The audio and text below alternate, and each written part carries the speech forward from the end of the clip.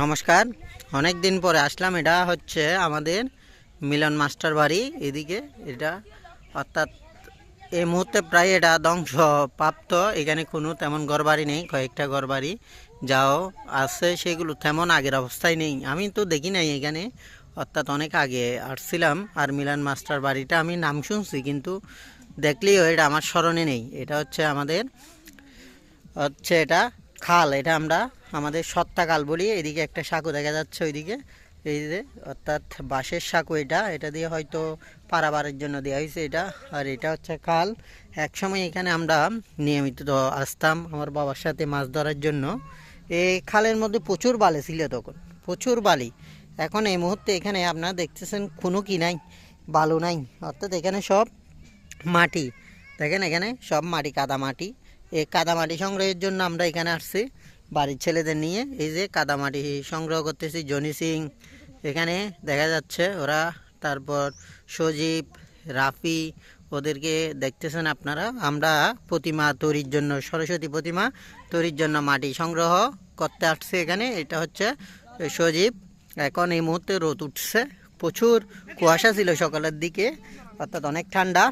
এখন বর্তমান আবহাওয়াটা একটু অনুকূল, তাই আসলাম মাটির জন্য। পূজাও কাছাইছে, সরস্বতী পূজা আপনারা দেখতেছেন। এটা হচ্ছে সত্তাকাল। এই খালের মধ্যে তখন কোনো জোয়ার ভাটা ছিল না, আমরা মাছ ধরতে আসতাম প্রচুর। এখানে বিভিন্ন ধরনের চিংড়ি, ছোটো মাছ, মাঝে মধ্যে কয়েকটা বড় মাছও পাওয়া যাইত। কিন্তু বর্তমান সময়ে এখানে মাছ নেই বললেই চলে, এখানে তেমন মাছ পাওয়া যায় না।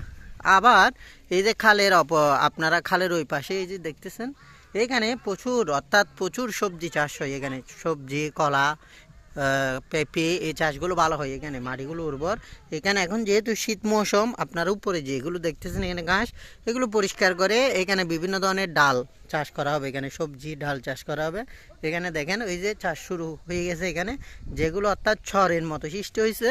এখানে বিভিন্ন ধরনের চাষ করা হবে এখানে। এখন বর্তমান যেহেতু শীত মৌসুম, অর্থাৎ খালের পানি শুকাই যায়। আর এখানে শুকাইলেও এখানে কি হয়, জোয়ার ভাটা হয়। এটা একসময় কোনো জোয়ার ভাটা ছিল না, কিন্তু এখন এখানে জোয়ারা হয়, ভাটা হয়। কারণ কি, এটা অনেক গভীর হয়ে গেছে খালটা।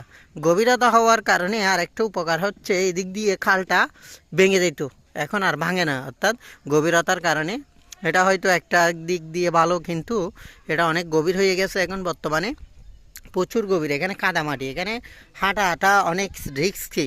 এই নদী খালের মধ্যে এখন জাল ফেলে মাছ ধরবে, এটার থেকেও এই খাল দিয়ে হেঁটে যাওয়াটা অনেক রিস্কি।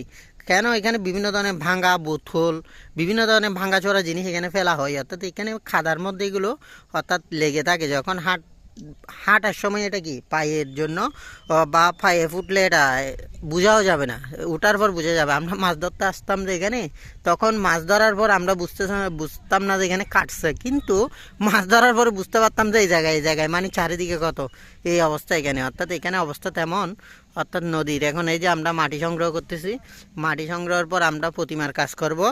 প্রতিমার কাজ শেষ হলে আপনাদেরকে আমরা দেখাবো। এটা হচ্ছে আমাদের সত্তাকালের বিয়ে। এটা অনেক সুন্দর একটা বিয়ে। এখানে এই যে অপোজিট সাইডে এখানে দেখতেছেন, এটা হচ্ছে চর বা খালের ঠিক মিডলে এটা অবস্থান করতেছে। এখানে বিভিন্ন ধরনের সবজি গাছের জন্য এটা উপযুক্ত। এদিকে দেখেন, এটা হচ্ছে, এগুলো হচ্ছে আপনার মরিচ, তারপর এদিকে আবার এগুলো হচ্ছে আখ আর বিভিন্ন ধরনের অর্থাৎ ডাল। এখানে এটা আখ, যেটাকে আমরা কুশেল বলি, এগুলো আর কি। অর্থাৎ এটা তখন এদিকে তেমন বাড়ি নেই, অর্থাৎ এটা হচ্ছে মিলন মাস্টার বাড়ি, এখন ধ্বংসপ্রাপ্ত। সবাইকে ধন্যবাদ, সবাইকে শুভকামনা রইল। আর আমরা এখানে মাটি সংগ্রহের জন্য আসছি, সরস্বতী প্রতিমার জন্য। ওকে, পরবর্তীতে দেখা হবে আবার পরবর্তী ভিডিওয়ে। ধন্যবাদ।